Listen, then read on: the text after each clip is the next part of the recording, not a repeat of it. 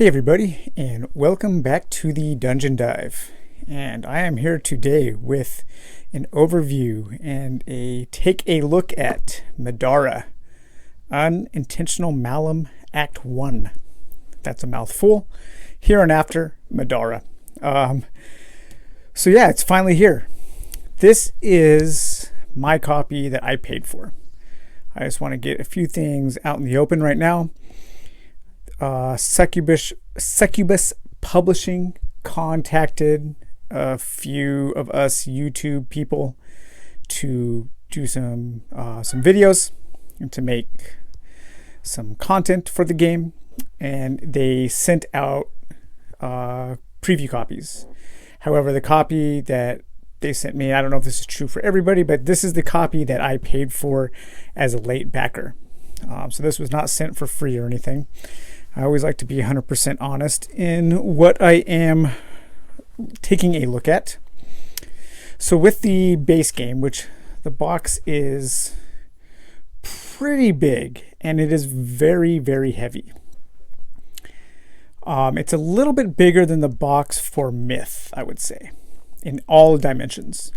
And then it also comes with the stretch goals box. They call it a promo box. So another thing I want to say off the bat here is that this is not a review. So any judgment I'm passing while we're taking a look at this stuff is purely based upon what I am seeing at the moment or what I know or my anticipation. My review is not going to come for quite some time. I would take with a grain of salt anybody who posts a review for this within the first couple weeks. And I know reviewers just got the game this week, because this game is absolutely massive and it is going to take weeks or months worth of sessions to form a viable opinion on this game.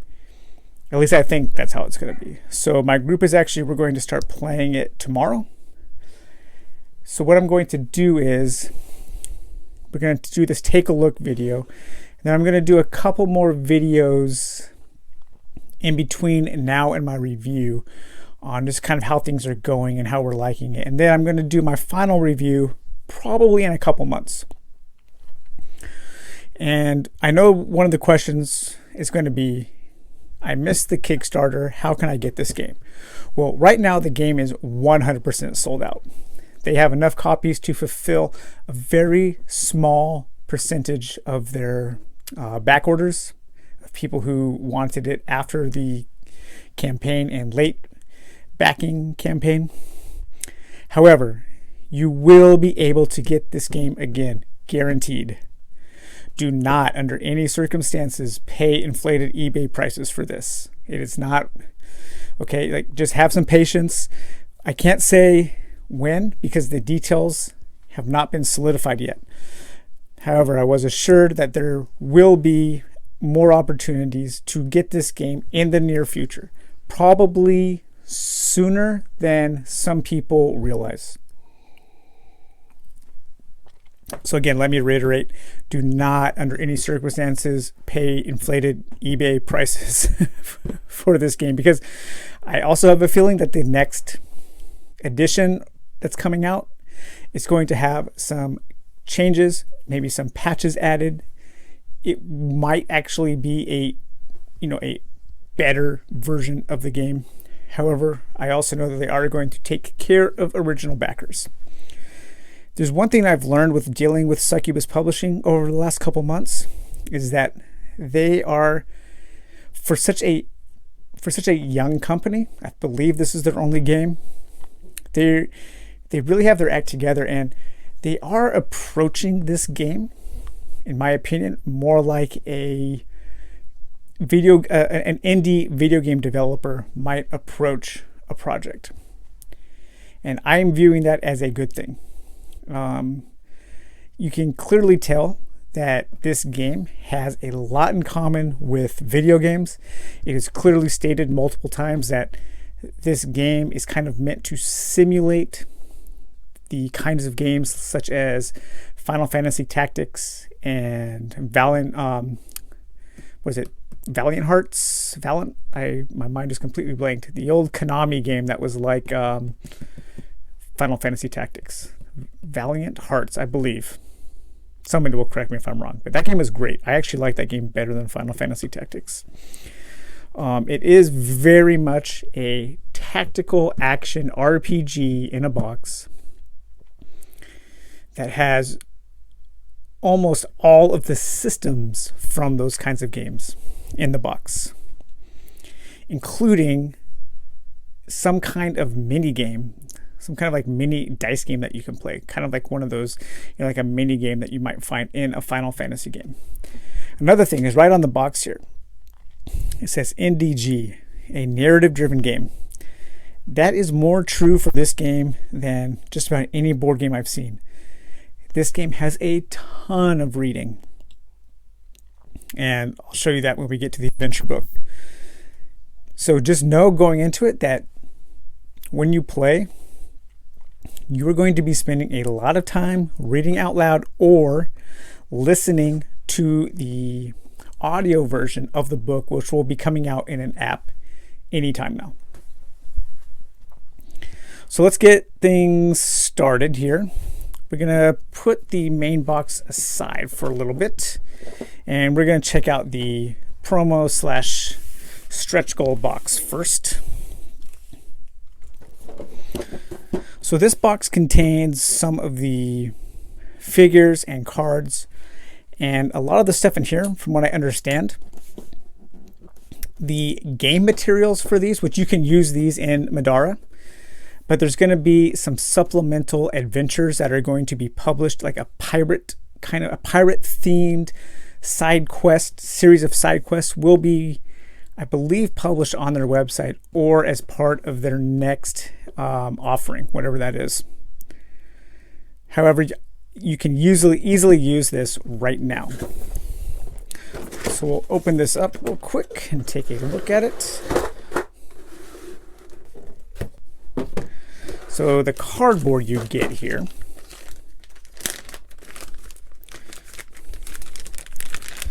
so you get a number of adventure cards for good guys that you can play. So these are adventurers. These are people that you can play in Medora, or I believe these are also the figures that are going to be used in the pirate-themed side quest adventures. So you get a number of these: K-Jack McKenzie, Cedra Busan, God's Will Jacond, Antoinette Zhang, Shayless Arson, Black Wolf, and Nyx.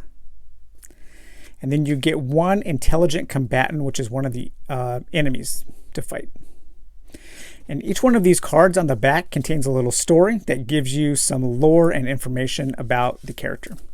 So one thing that if those of you who haven't been following this game, one thing you're going to see immediately is that this game, not only is it highly based upon Japanese role-playing games, computer and console role-playing games, but it's also very much an anime style art game.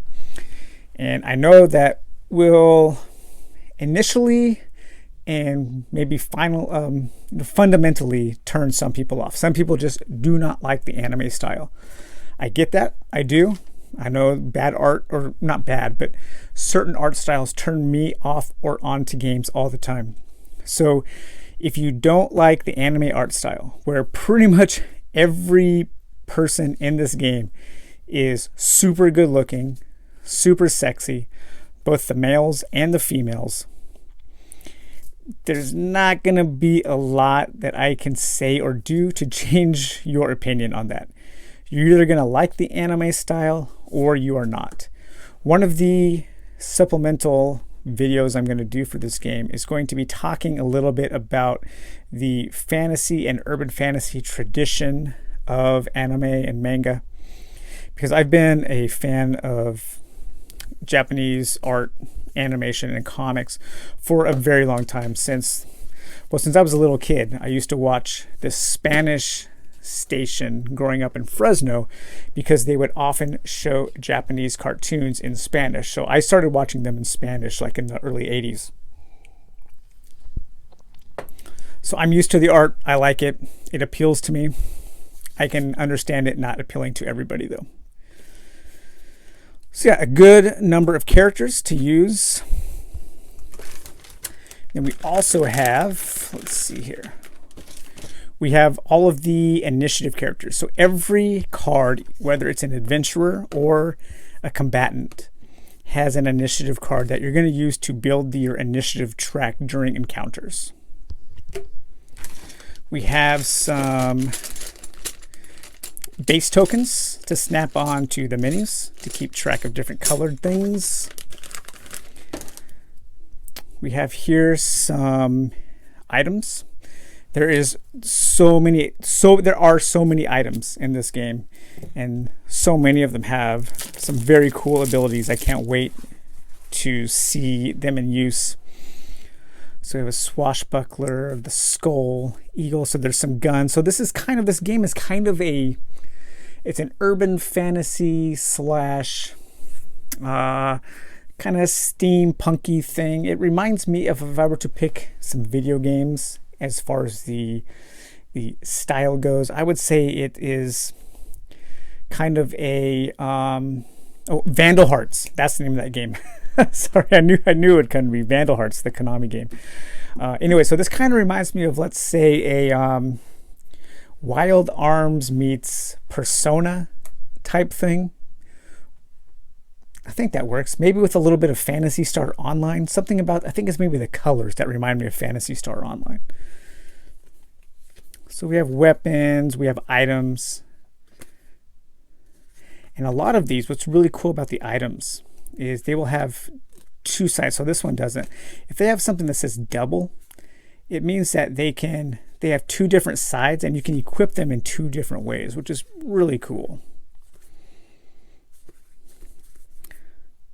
So yep, some items kind of themed, the pirate themed items to go with the adventures that came there. And then we have this deck here. I'm not quite sure what these cards are.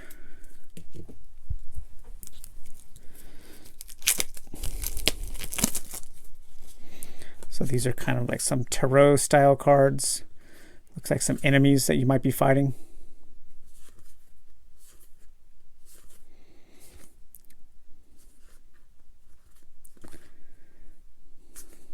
Oh, these are for adventurers, so linked adventurer. I'm not sure what that means. I haven't come across that term yet in reading the book. Yeah, so these are all adventurers. Ubiquitous adventurer and linked adventurer. There's a lot to this game. I'm not even joking. The rule book itself is 64 pages, I believe, and it's dense. There's nothing super complex, or should I say, there's nothing like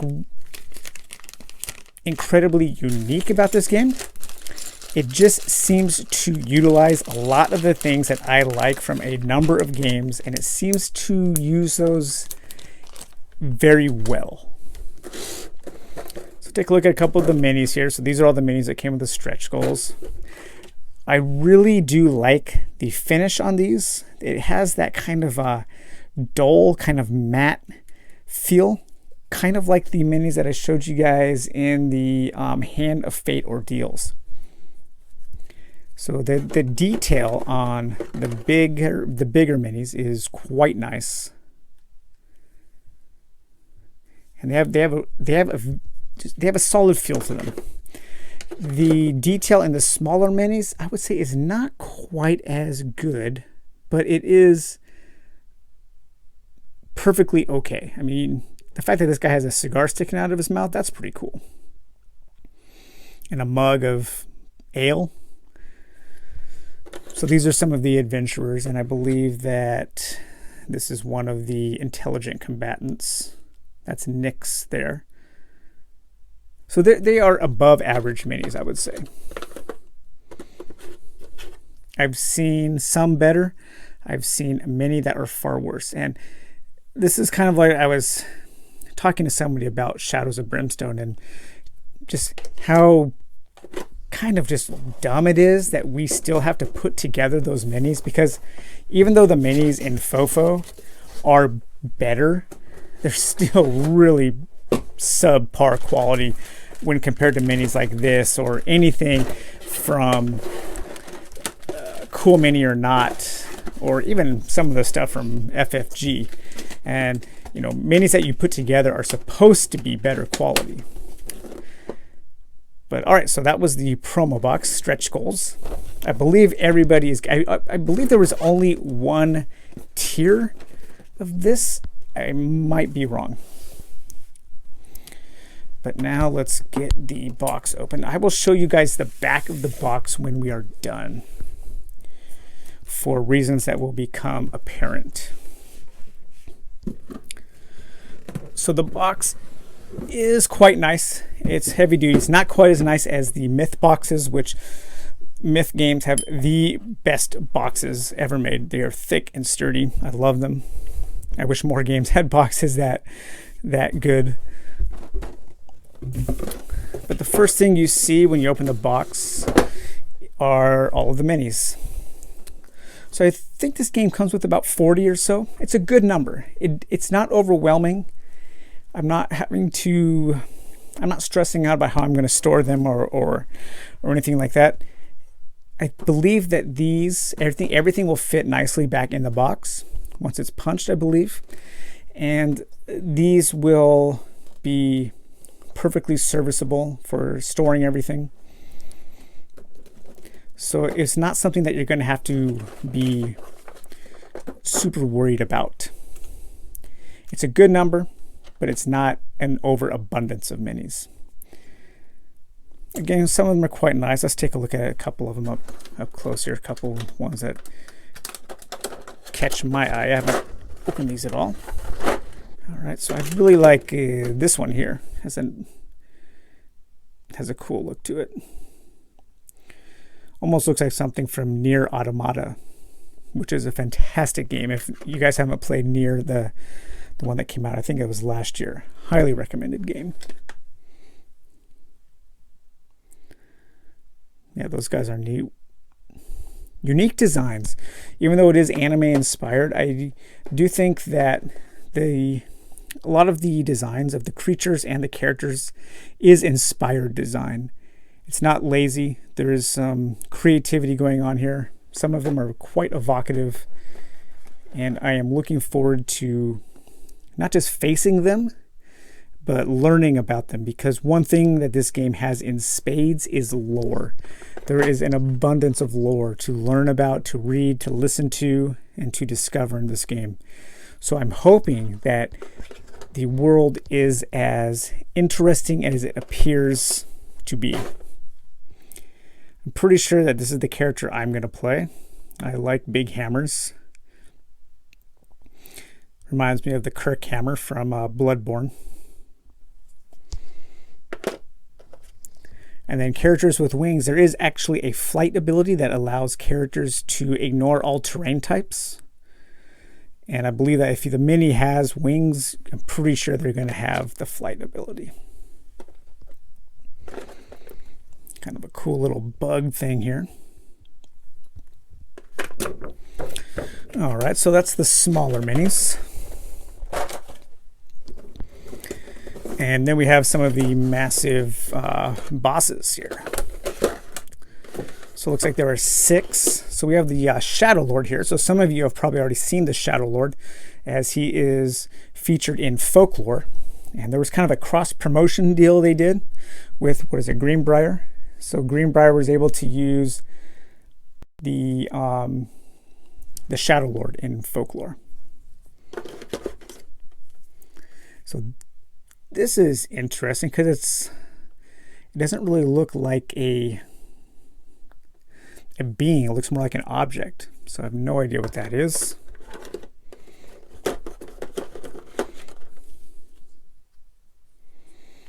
Almost looks like the Adjudicator kind of from Demon Souls.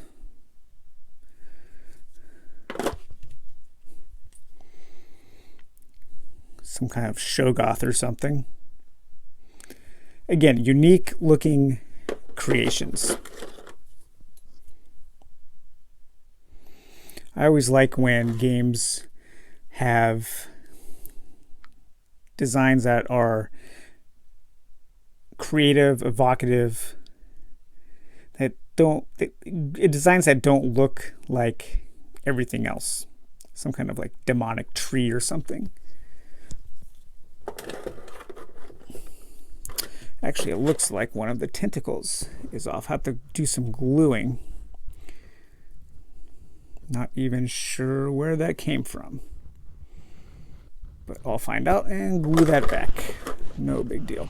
So one of the things that you guys are going to notice first off is this game has no insert. And not even a packing insert. And unfortunately, I believe that is going to cause some problems in shipping. For instance, maybe that might have something to do why that tentacle was broken off. It definitely has something to do with why some of my books have scuff marks, because everything in here was just sloshing around. One of the card packs was open, so I don't care about having an insert. I do care that a game has a packing insert, because these things get shipped all the way from China. So that is a long time for stuff to get tossed around. Hopefully nobody has any major issues. All right, so here's the rule book, spiral bound, excellent, very nice. It is a square manual. I do wish it was more in the shape of the Shadows of Brimstone manuals, the rectangle. They're just so much easier to handle, especially like if you're like reading on the bus or something. These take up like a lap and a half when they're open. I do very much appreciate the spiral binding though, because it allows things to lay open on the table. You can fold it back without breaking the spine. So kudos to Succubus Publishing for that, for sure. The rulebook, I am about 3/4 of the way through, and I can say that so far, so I haven't tried the game, but just by reading through the manual, my initial impressions are that it is very well written, and it seems to convey the information clearly and concisely. I think it is going to be a good rulebook and a reference book because it has a good table of contents. It has a very detailed index. It has a chart of the dice progression from worst to best. It has a number of charts that tell you what the tokens are, different tables to use. It has a page in the middle that tells you all of your keywords, your tags as they're called in here, and what they do. It's well organized, well written, with lots of examples. This could be one of the better Kickstarter rulebooks. So we'll see if what I read here translates to a smooth experience tomorrow night. But there is a really good component breakdown with everything, what it does, what it's for. Tons of art. And a lot of it is quite good. The pages are nice. Yeah, it's just all around. You can tell this was a passion project to the extreme. I have a feeling that no corners were cut in the development and the production of making this game. And that is probably why it's been so long in coming. All right, so you get some baggies to save your characters. More token clips for color coordinating things. You get your dice. 2, 3, 4, 5, 6, 7, 8, 9, 10, 11, 12, 13, 14, 15, 16, 17 dice. One thing I do like is that it has this black die, and this is kind of a push your luck die. It's called an empowerment die, and you can choose to spend a point to use this during an attack. But if you roll this skull, you miss, and like bad stuff can happen to you. So I do like that. I do like push your luck elements in dungeon crawls. And I think that more dungeon crawls should use that as a mechanism, because dice rolling automatically adds drama and excitement to a game, in my opinion. But being able to press your luck gives more player agency to the act of rolling the dice, because you can choose to keep going, but it also adds even more drama to a success or a miss. All right, so here we have our large cards, and this is going to be all of our, I think, intelligent combatants. So like not just the minions, but the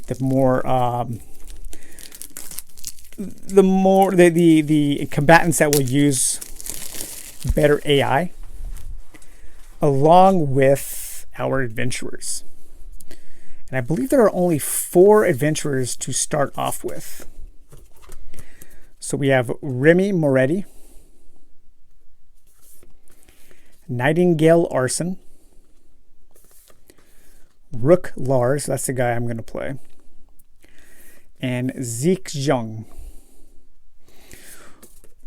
Even though every character in this game is super sexy and good looking, I will give absolute props for having a lot of female characters in the game, both bad and good, and they're represented throughout the book and the art and the cards.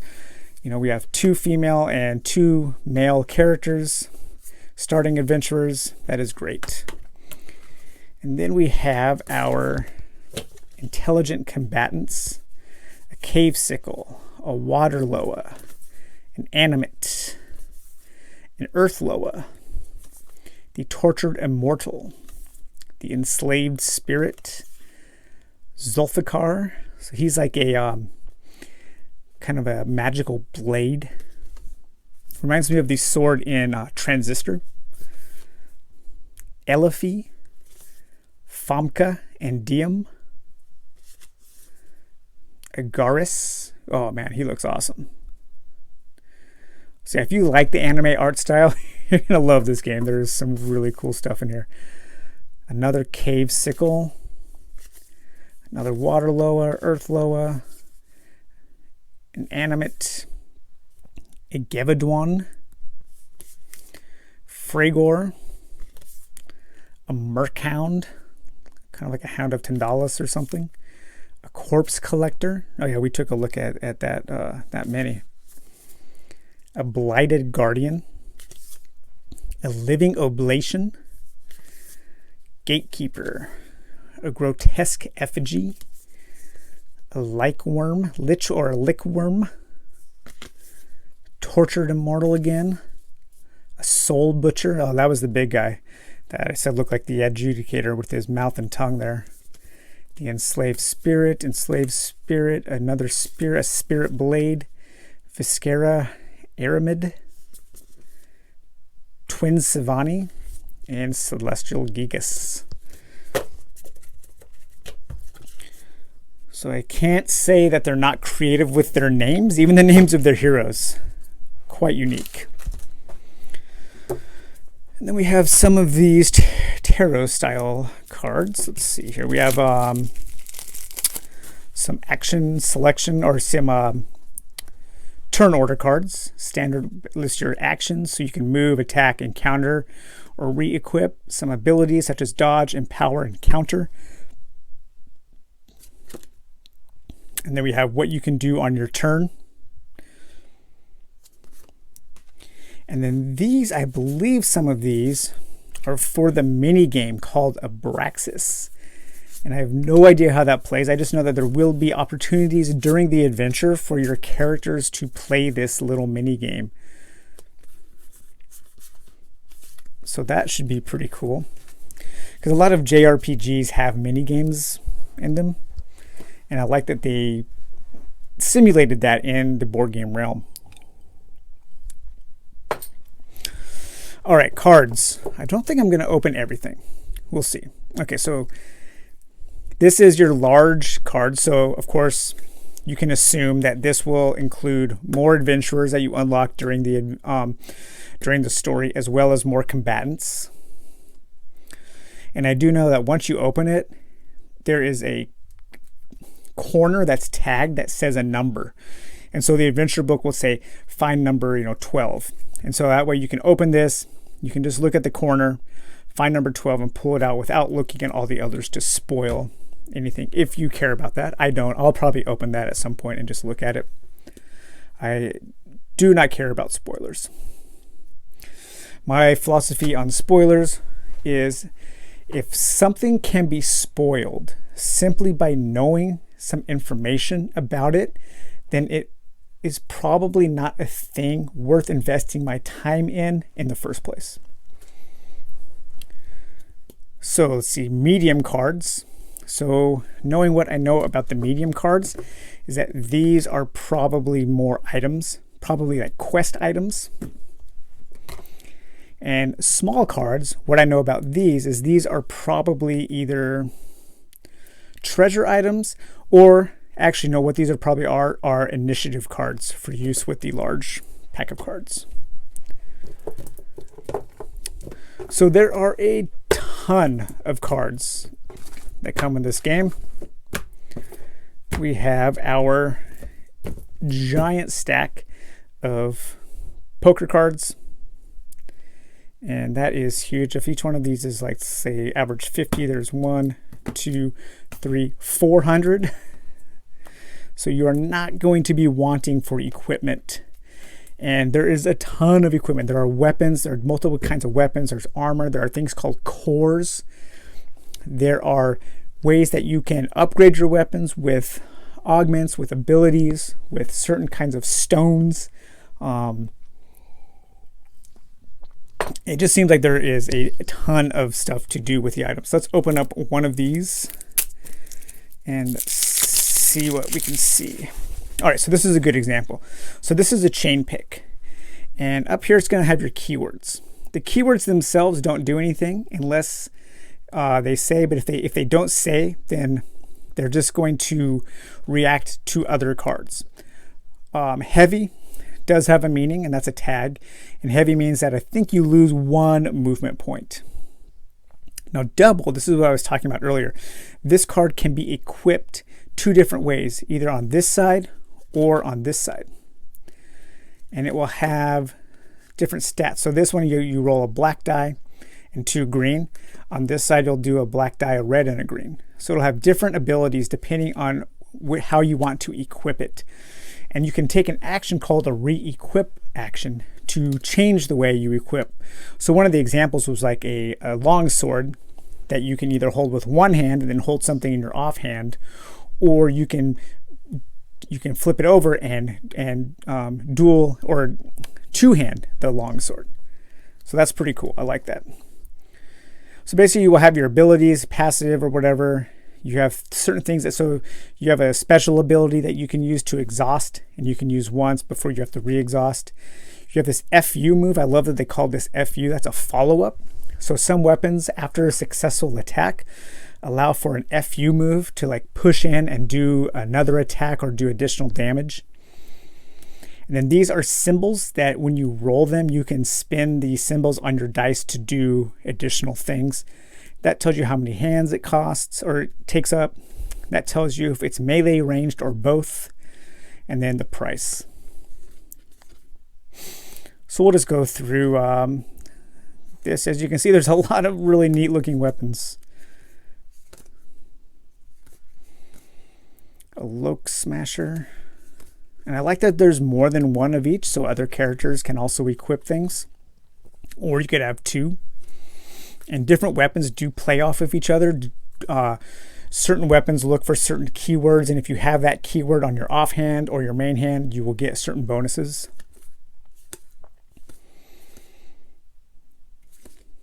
Crossbows, repeating crossbows, a cave bow, wand of coiled fragments, an evil doll. Maybe that lets you into the painted world. Blooming tome, quivers, the Bad Man's Book of Baddies, the bottomless beverage, the collar of Ebon Rule, the fitted hat of protection. That's awesome. Puff brand classy tobacco. And a little iPod or something. So, all right, super excited about all of those. And like I said, you have all of these are items. So we're not going to be wanting for loot in this game.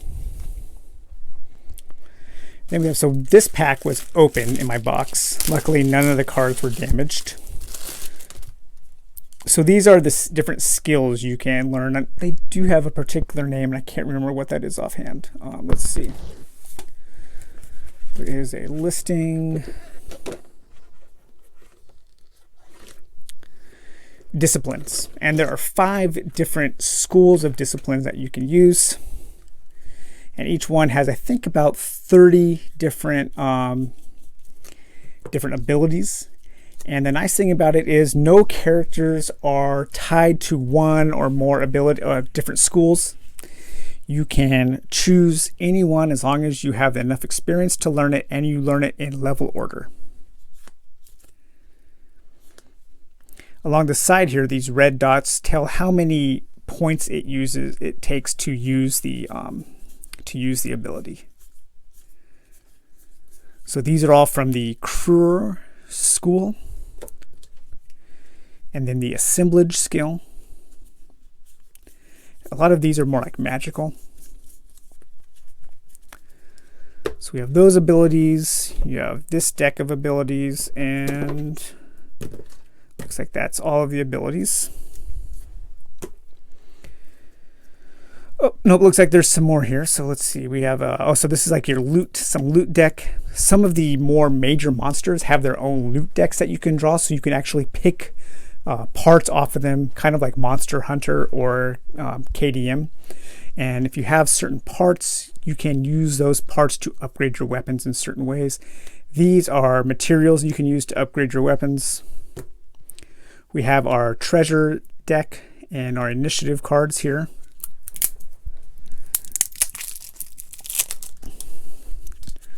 So treasure, you can get gold, and you can get monster loot, which I was just talking about, and unique loot or item loot.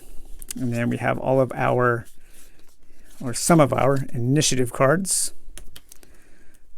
More initiative cards, more items. All right, then we have our 2 stacks of double-sided tiles. So let's open up one of these and take a look.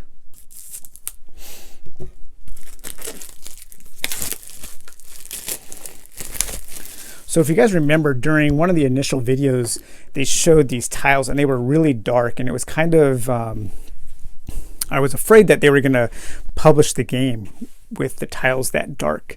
And they knew that it was a problem, so I believe they went back and had them reprinted so they were much brighter and nicer. Not the thickest tiles I've ever seen. We're not talking myth quality of tile here, but very good. Some spaces have a nice glossy finish. The art is good, it pops. The different kinds of terrain is pretty well delineated. The red is clear, the dashes are clear. So it looks like you're not going to have any trouble when this is at the table looking down and making tactical decisions. Because there is, so you have your elevation markers. So at this edge here, this is down here is considered elevation 2, elevation 3, then elevation 4, and there are tactical advantages and disadvantages for being at certain elevations. This is quite a tactical game, and I don't know if I'm going to love that or not. I typically don't like super tactical things, or I shouldn't say that. There needs to be something more than just the tactics drawing me into a game that is highly tactical. And that is one of the reasons why I did not like Gloomhaven, even though it is highly tactical and very well made. For me, personally, it didn't have enough going on outside of the tactical combat to hold my interest. So I'm hoping this game does. So this is kind of cool. So this is like a waterfall, and when you land in this spot, you can't actually be pushed, and you can be pushed off the waterfall to your death. That's kind of neat.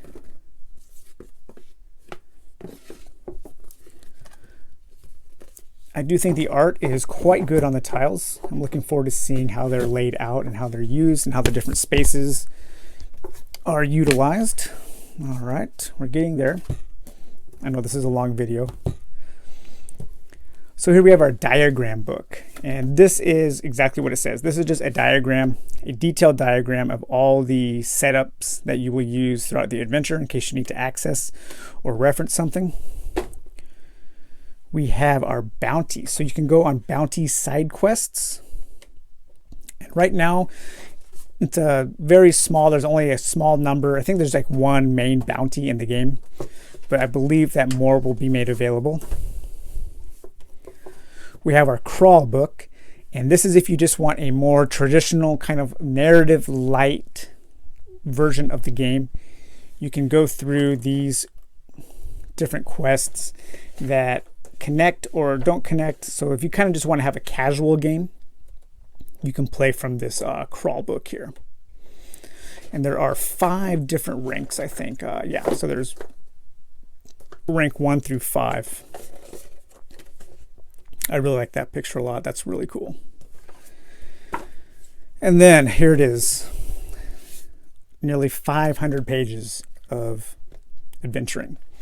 So as you can see, because everything was just jostling around in here, my adventure book did get a little scuffed up. I'm not too worried about it. Some people are very particular about their games. So just know that that is a possibility that this might happen. When I was saying that there's a lot of reading, so this is what you're going to be playing through as you play through the adventure mode, the main mode of the game. And like this entire page is text that you're either going to have to read or you're going to have to listen to. They are doing a digest version, a SparkNote version, so you can get the gist of it. So if your group isn't into long stories, you might want to use the SparkNotes, or you might want to listen to it. I have a feeling that there are like at least 2 novels worth of writing that you will be reading while you're playing. So for some, that might be too much. It might even be too much for my group. I don't know. We're going to have to see how it goes. But this is a branching narrative that has multiple endpoints. It has multiple decisions. It has narrative things to do while you're not adventuring, story decisions to make, hidden text to read, tons of loot to find. This is the biggest quest book I have ever seen in a board game, bar none. I mean, yeah, almost 500 pages of quests and narrative.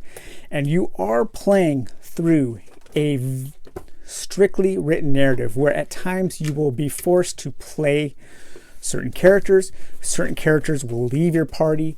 Other characters will join your party. I think characters can and will die.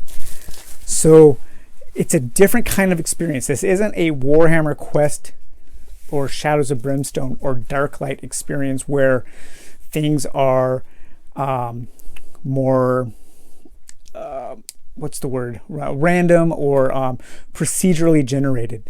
You are playing through a narrative, a bespoke narrative strictly written to tell a singular story.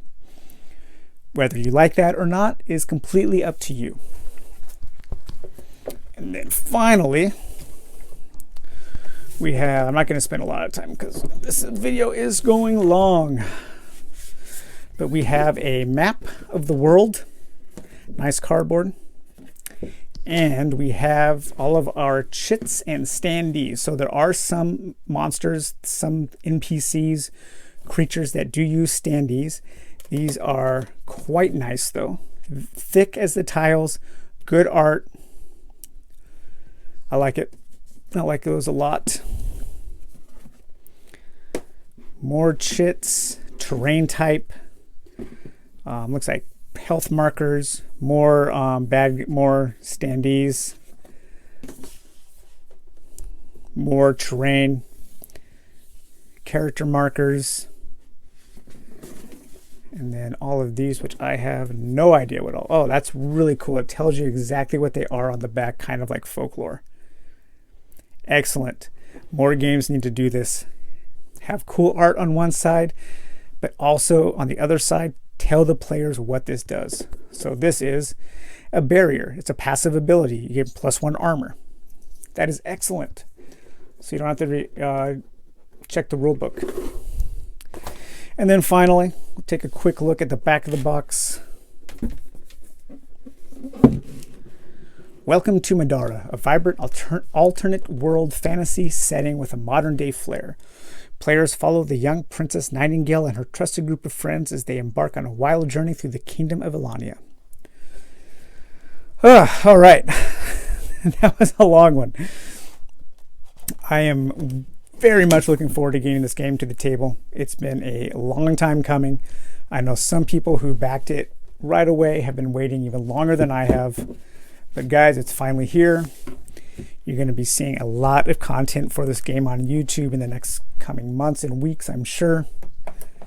And there will be much more about this game coming from me. I'm pretty excited about this thing, and I'm really excited to dive into this world and learn about all of the things that the creators have in store for us. So all right guys, we will talk to you later, and have a good one. Bye bye.